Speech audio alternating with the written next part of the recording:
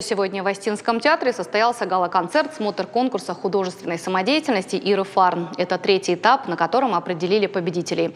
Финалистов конкурса поздравил глава республики Вячеслав Битаров. Он вручил победителям денежные сертификаты. По количеству побед самый крупный денежный приз достался Иравскому району, на втором – Алагирский и на третьем – Моздокский. В конкурсе приняли участие творческие коллективы всех районов республики. И все они были удостоены наград. Добавим, смотр Иры Фарн проводится уже второй раз по инициативе главы Северной Осетии. В этом году его посвятили 160-летию Костахи Тагурова.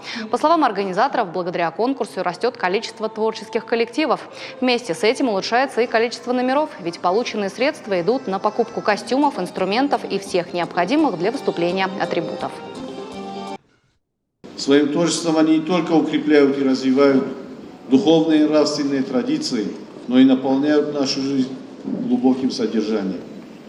Сегодня мы приветствуем и чествуем финалистов конкурса «Лучшие самодеятельные коллективы республики».